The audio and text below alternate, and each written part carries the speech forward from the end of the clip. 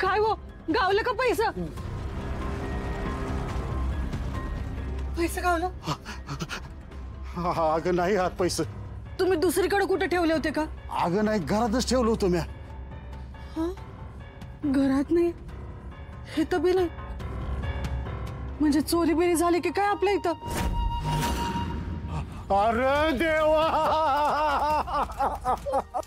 माझं पैसे चोरीला गेलं.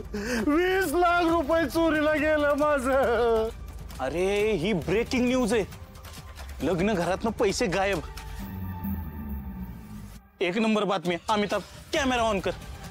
मी काय 24 तास कॅमेरा घेऊन हिंडतो का? अरे देवा माझं पैसे चोरीला गेलं. आता काय कशी लावायची ताकद? बघा तुमचं तुम्ही. तुला ना बघतोच तुला मी. थांब. लुटलो गेलो भिकारी झालो म्या. माझं पैसे चोरीला गेलं. तुम्ही अगोदर पोलिसांना कळवा. अरे का काय झालं का रडतोयस? अहो माझं 20 लाख चोरीला गेलं. अहो पुरीच्या लग्नासाठी आणून ठेवलं होतं म्या. पक्या अरे नक्कीच चोरीलाच गेलेत का घरातल्याच कोणीतरी इकडे तिकडे ठेवलेत बघ. माधुरीला विचारायला पाहिजे. ए तू घर जाऊन तिला विचारूया.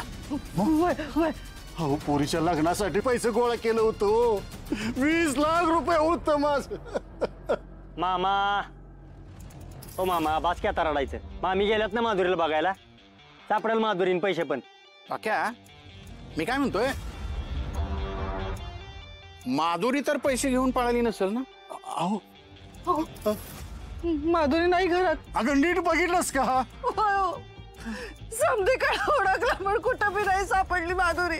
अरे देवा. कहाणी में ट्विस्ट. म्हणजे लगीन घरातून पैसे आणि पोरगी दोन्ही गायब. अमिताभ जा आणि पटकन कॅमेरा घेऊन ये बाबा जा. मला पण तसंच वाटते बरं का.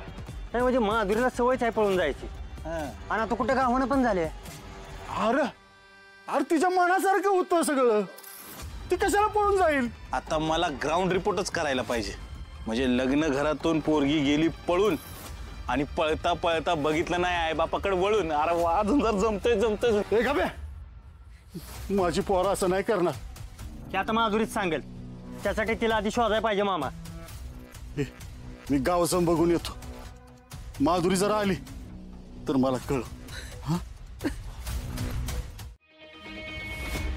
अहो अशी कशी गाव ना माधुरी? आज तिचं लगीन आहे. अहो तेच तर. अख्खं गाव पालतं गाठलं पण कुठंच नाही गावली. अहो गावातल्या कुठल्याच माणसाला ती दिसली नाही.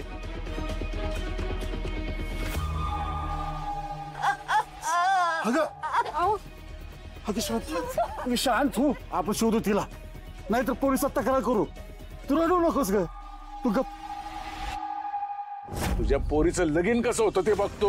ती कशी हेलिकॉप्टर मध्ये बसते ना ते बघतो. आता तुला जावतोच मी. हे घे.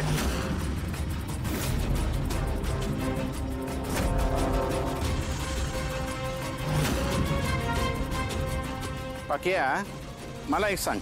हे बघ काल तुझी आणि हिम्मतरावची भांडणं झाली होती बरोबर? मग हिम्मतरावनंच माधुरीला पळवून नेली नसेल कशावर?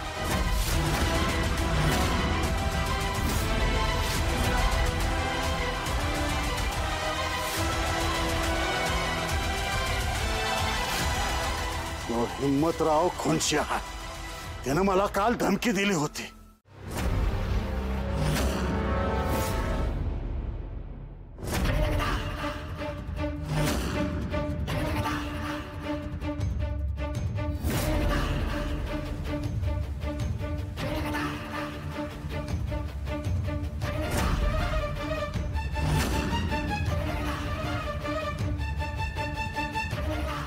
दादा दादा ये आतमध्ये.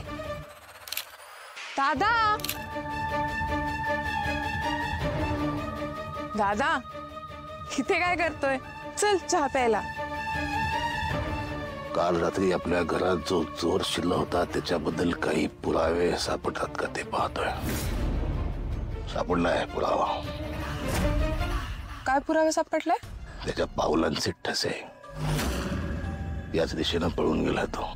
दादा काहीतरीच काय, तर ह्या रस्त्याने केवढी माणसं जातात दिवसभरात, ते बरोबर त्याच व्यक्तीचे ठसे असतील असं थोडीच आहे. याच दिशेला पळून जाताना त्याचा आवाज ऐकलाय मी. आज पुरावा सापडलाय, माणूसही सापडेल. दामकर साहेब, ओ दामकर साहेब, अहो चला चला चला लवकर चला, पक्या मामाच्या घरी चोरी झाली. इथे आला होता, इथे नाही जमला म्हणून तिकडे गेला. अरे देवा, म्हणजे माधुरीला घेऊन पळाला काय? म्हणजे सकाळपासून माधुरी गायब आहे. अच्छा, चोरी झालीये, माधुरी ही गायब आहे म्हणजे.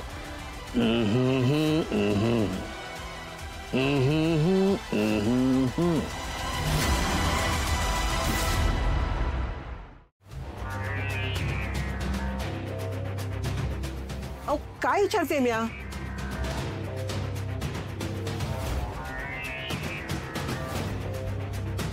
कोणाचं म्हणजे? माझंच आहे. मी काय सुरा घेऊन लोकांचे गळे कापत फिरतोय का दुसऱ्याचं रगत लागायला? माझंच रगत लागले, ते माझ्या पायाला लागला ना सुरा, तवा सुरा साफ करत होतो, कपड्याला लागला असेल.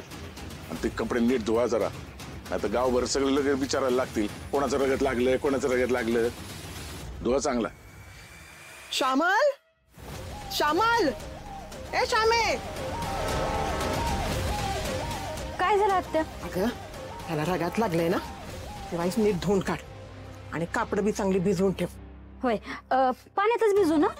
श्यामे, अगं पाण्यातच भिजवतात ना? नाही म्हणजे साबणाच्या पाण्यात भिजवायचेत का असं विचारायचं होतं. होय बाई, साबणाच्याच पाण्यात भिजवायचे. म्हणजे नेहमीच सारखं. हा, अहो जाताना काहीतरी खाऊन जा. सुरा तर पायाला लागला होता.